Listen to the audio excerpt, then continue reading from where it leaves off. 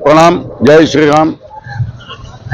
आगामी मार्च 27 तारीख मर्यादा पुरुषोत्तम श्री राम जन्म महोत्सव पालन करा जाउछि। एही जन्म महोत्सव रे लक्षाधिक भक्तों भिड़ हम।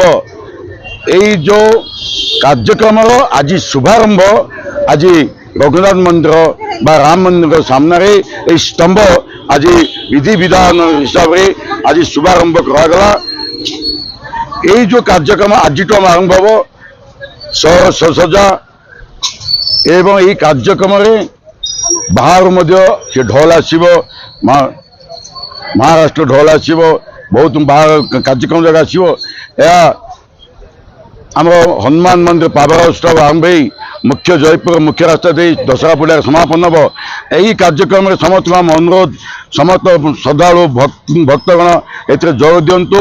किंतु गोटे कथा मन रखिए कहीं भी विशृंखला हे ना श्रृंखला सहित ये कार्यक्रम सहभागी हे प्रशासन सहित हाथ मिसई आम समस्त कार्यक्रम सफल करवा ये लक्ष्य उद्देश्य नवा आम कार्यक्रम जमी सफल हुए ये समस्त मो आवेदन और समस्त को मो विनीत अनुरोध करुच्ची।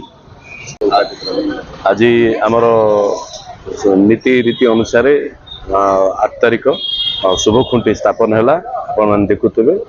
आज आम समस्त शुभ कार्य आरंभ करूँ रामनवमी जाए जे आमर केमती कार्यक्रम हम कौटी क्यों माने साहाय्य करेंगे आमको क्यों भली भाव में आम आग को बढ़ू समस्त धरिक आम के शांति श्रृंखलार सह ये यात्रा करूँ।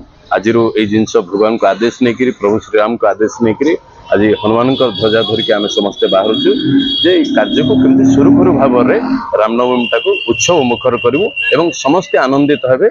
जयपुर आखपाख अंचल समस्त लोक जमती आसिक सुविधा देखिपारे आर उपभोग करें भक्तिमय हो पारे ये जिनसा आगामी दिन में आपण मैंने देखिए राज्य बाहर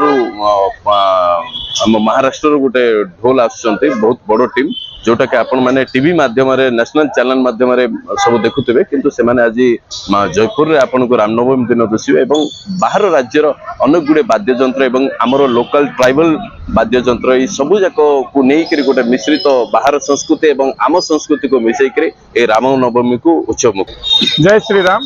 मुझे चंद्रेश राठौड़ श्री रामनवमी पालन समितिर सदस्य जेहेतु कि आज रंग पंचमी अच्छी बहुत भल दिन अच्छी से आम शुभ खुंटी स्थापनटा कलु। आज पर आमर रामनवमी 2026 जी कार्यक्रम रोचे से गुड़ाक आम आज आरंभ करूँ।